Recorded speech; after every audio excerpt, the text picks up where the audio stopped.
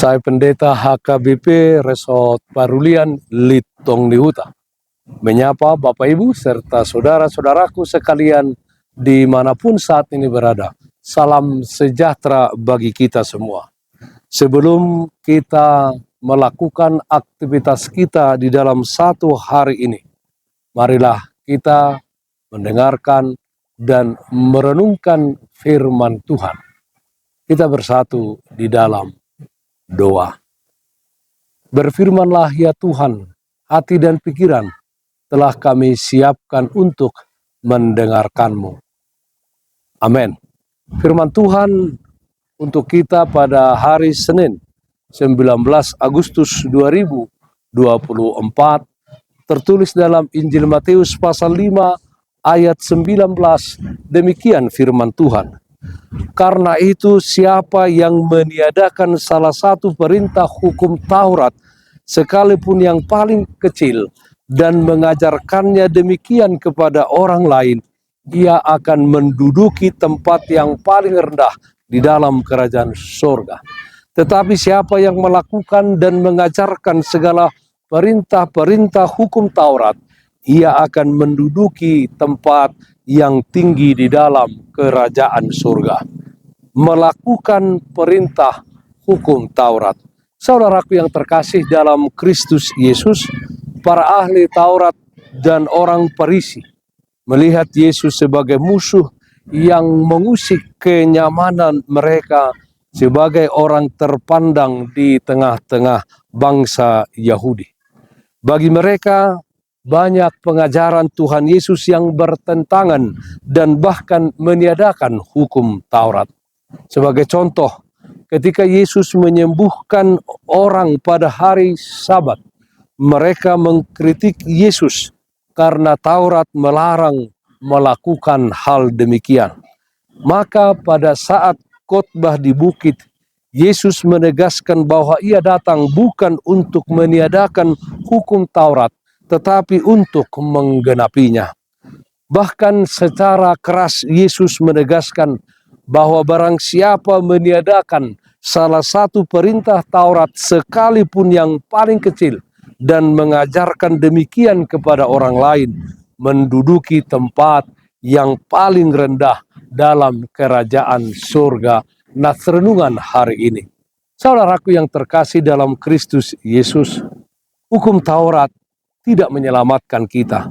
Sebaliknya, hukum Taurat menuduh kita yang hasilnya adalah kematian kekal.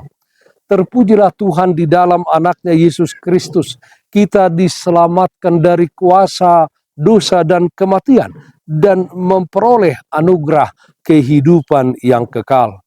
Walau demikian, bukan berarti hukum Taurat menjadi tidak penting di dalam kehidupan kita. Hukum Taurat berguna untuk menjaga dan menuntun kehidupan kita agar sesuai dengan kehendak Tuhan selama kita di bumi ini. Taurat menjadi inspirasi bagi kita yang menuntun kita kepada kebaikan dan menjadi sumber moral dalam bertindak dan berbuat apapun dalam hidup ini. Orang yang demikian, menurut Yesus, akan menduduki tempat tertinggi dalam kerajaan surga. Saudaraku yang terkasih dalam Kristus Yesus, Mazmur 119 ayat 105 mengatakan, firman-Mu itu pelita bagi kakiku dan terang bagi jalanku.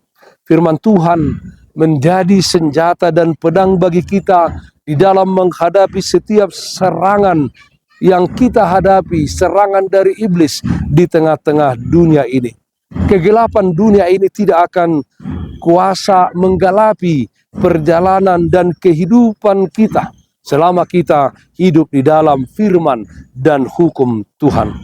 Kenyataannya dapat kita lihat, banyak pengikut Kristus yang seringkali hanya tampil sebagai pendengar atau pembaca firman.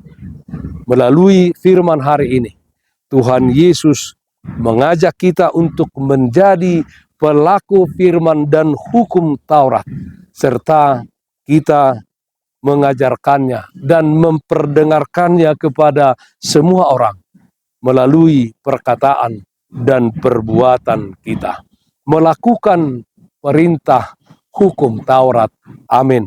Mari kita nyanyikan buku ND 25 ayat 1. Hatami ale Tuhaku, hatami ale Tuhaku, artana umargai, sai paian di rohaku, unang suhu tiopi, molo sobesi tiopan, hatana badiai, ahana mahaujahan, niha porseaoni. Marilah kita berdoa. Kami puji dan muliakan nama-Mu ya Allah Bapa di dalam surga, di mana kasih setia Tuhan senantiasa menyertai, memelihara kehidupan kami di tengah-tengah dunia ini. Ya Tuhan, dengan kuat kuasa Roh Kudus-Mu, jadikan kami menjadi umat yang melakukan perintah hukum Taurat di dalam kehidupan kami, mengajarkannya kepada setiap orang. Kami berdoa yang sakit dimanapun saat ini berada, Tuhan berikan kesembuhan, yang berduka Tuhan berikan penghiburan. Dalam satu hari ini, kami serahkan seluruh aktivitas kami ke dalam tangan pengasihan-Mu. Dalam nama anak-Mu Tuhan Yesus Kristus kami berdoa, terpujilah nama-Mu. Amin. Kasih karunia Tuhan kita Yesus Kristus, kasih setia dari Allah Bapa, serta persekutuan Roh Kudus, itulah yang menyertai-Mu hari ini, kekal sampai selama-lamanya. Amin. Bapak Ibu saudara-saudaraku yang terkasih, taatlah akan protokol kesehatan. Jagalah kesehatan jasmanimu, terlebih kesehatan rohanimu. Bersihkan hatimu, cintai dan kasihilah sesamamu. Tetaplah berdoa kepada Tuhan, sumber berkat dan anugerah di dalam kehidupanmu. Salam kasih dari Tuhan Yesus Kristus untuk saudaraku semua. Salam sehat, tetap semangat. Tuhan Yesus memberkati. Shalom.